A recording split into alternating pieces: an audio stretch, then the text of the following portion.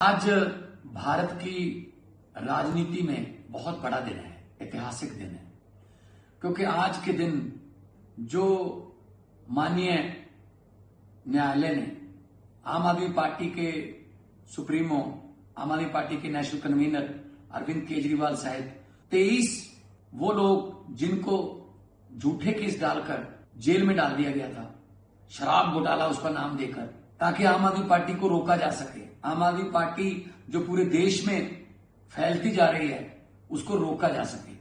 आज उसका फैसला आया है और सबको बरी कर दिया गया है। सच का सूरज निकला है। रात अगर लंबी हो जाए इसका मतलब ये नहीं कि सूरज मर गया। सूरज निकलता है, सच का सूरज हमेशा निकलता है। तो मैं बधाई देना चाहूंगा उन लोगों को जिन्होंने दुआएं की, क्योंकि दुआओं का असर होता है, जिन्होंने मन्नतें मांगी, और उन लोगों को बहुत बहुत बधाई देना चाहूंगा जो देश में ईमानदार राजनीति के समर्थक हैं। आज कोर्ट ने फैसला सुनाया तो उसके बाद सीबीआई की कार्यशैली पर क्वेश्चन मार्क उठने लगे हैं। क्या आकाओं के कहने पर किसी को भी अंदर कर देते हैं? इलेक्शन के समय किसी को भी अंदर कर दो। हमारी पूरी आम आदमी पार्टी की डिसीजन मेकिंग टीम को अंदर कर दिया गया ताकि वो दिल्ली की इलेक्शन को अच्छे तरीके से ना लड़ सकें।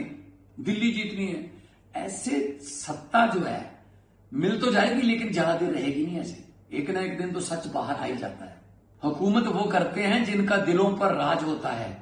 यूं कहने को तो मुर्गे के सर पे भी ताज होता है। अरविंद केजरीवाल लोगों के दिलों पर राज करते हैं, इसीलिए लोग उनके साथ हैं। चाहे गुजरात, चाहे पंजाब, चाहे गोवा, मध्य प्रदेश, जहां भी जाते हैं लोग अरविंद केजरीवाल को देखने आते हैं, सुनने आते हैं, क्योंकि वो सच बोलता है। और हमने कोई पार्टी पैसे कमाने के लिए नहीं बनाई थी। हम लोग तो पहले ही अपने अपने प्रोफेशन में अच्छे पैसे कमा रहे थे, अपने घर की जो रोटी खा रहे थे, कमाई कर रहे थे। अरविंद केजरीवाल इनकम टैक्स के ज्वाइंट कमिश्नर थे, उनकी धर्मपत्नी इनकम टैक्स की ज्वाइंट कमिश्नर थी। मैं एक आर्टिस्ट था, फेमस आर्टिस्ट था, बॉलीवुड में था मैं। मनीष सिसोदिया पत्रकार थे। हम तो बहुत बड़ी अच्छे तरीके से अपना घर चला रहे थे। हमें क्या लेना देना था राजनीति से, ये इल्जामों से, ये फालतू की आलोचना से। लेकिन देश के लिए हमारा फर्ज बनता है कि कोई तो विरोध करे ना इनका। ये तो मिलकर खेल रहे थे। बीजेपी जो है वो मिलकर खेल रही थी। दो पार्टियों का राज चल रहा था। 5 साल वो, 5 साल वो, 5 साल मैं, 5 साल तू, ऐसे चल रहा था। अब तीसरे को नहीं आना देना चाहते थे। जो भी इस देश में जो भी भ्रष्ट सिस्टम को बदलने की बात करेगा तो उसको ऐसी यातनाएं झेलनी पड़ेंगी, क्योंकि उस भ्रष्ट सिस्टम के जो बेनिफिशियरी होते हैं, जो उससे फायदा उठाते हैं, वो बाउंस बैक करते हैं। कैसे कैसे सिस्टम बदल दोगे जी? अंदर कर दो इनको, चलो जीत गए जीत गए। अब तो एसआईआर कितना बवाल देश में हो रहा है उस पर कि अपनी ही जनता बना रहे हैं। बीजेपी वाले अपनी जनता ही बना रहे हैं कि हमें आम पब्लिक की जरूरत नहीं है वोट के लिए। जो पहले थोड़े बहुत हाथ जोड़ते थे इलेक्शन के समय, वो भी जरूरत नहीं रही। हरियाणा में वोट डलवाकर 5 दिन के बाद महाराष्ट्र में वोट रखे, उनको रेलगाड़ियों में भरकर महाराष्ट्र ले जाओ। महाराष्ट्र के बाद बिहार के वोट रखो, वहां बिहार में ले जाओ, बिहार से असम ले जाओ। अपनी ही जनता लेके घूम रहे हैं देश में। ये लोकतंत्र के लिए बहुत ही खतरनाक है।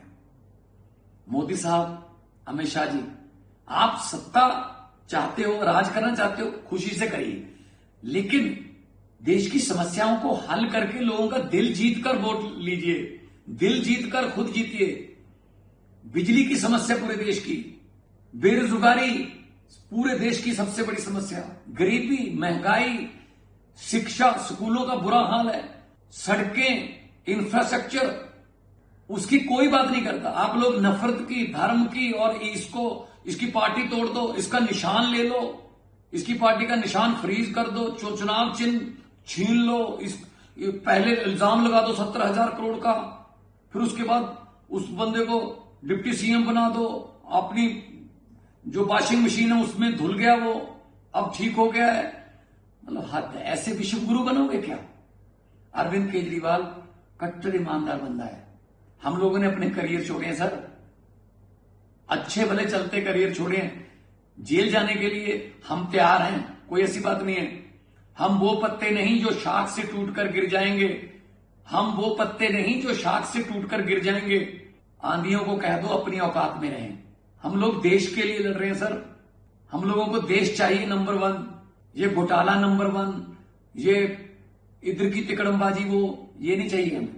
शहीद आजम भगत सिंह को कभी भी चिंता नहीं थी इस बात की कि आजादी आएगी या नहीं, आजादी मिलेगी या नहीं, लेकिन उनको इस बात की बहुत चिंता थी कि आजादी के बाद देश कौन से हाथों में जाएगा, और उनकी चिंता बिल्कुल सही साबित हुई है।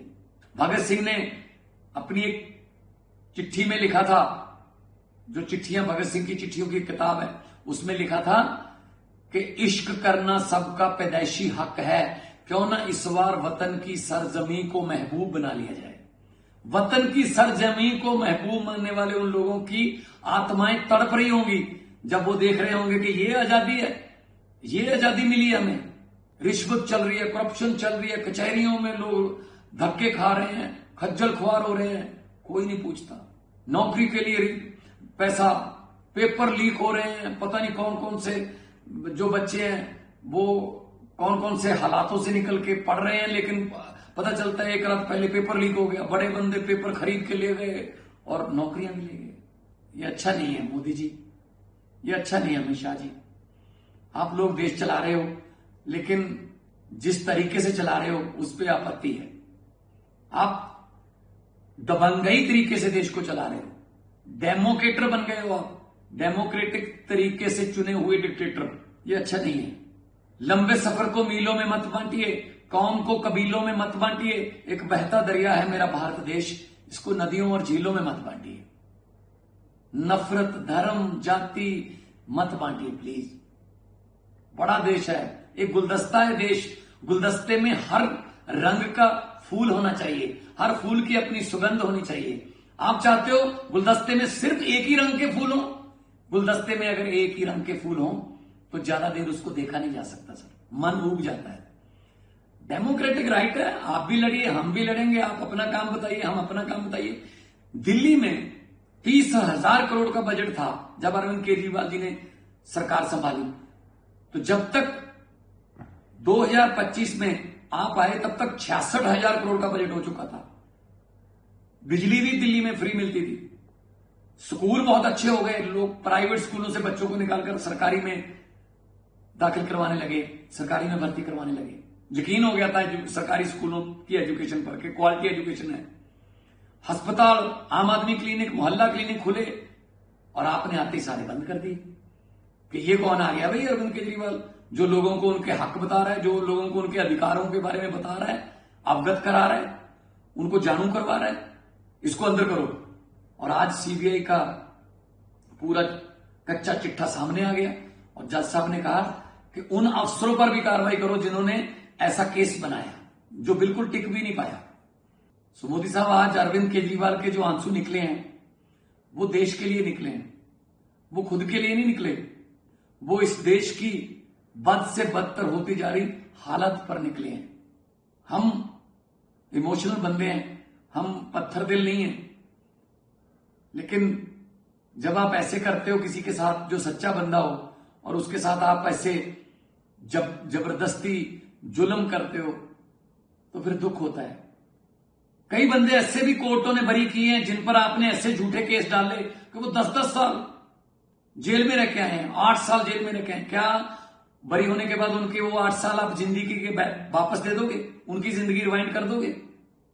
ये तरीका अच्छा नहीं है कि इलेक्शन के आसपास जाके बड़े नेताओं को अंदर कर दो, वो बेल के चक्कर में 4-5 महीने निकल जाएंगे, इतने में इलेक्शन निकल जाएगी, हम जीत जाएंगे, डबल इंजन, ट्रिपल इंजन, पता नहीं कौन से इंजन। एक ही इंजन चाहिए देश को, वो है देशभक्ति का इंजन। ये पब्लिक है, सब जानती है। इनकलाब जिंदाबाद।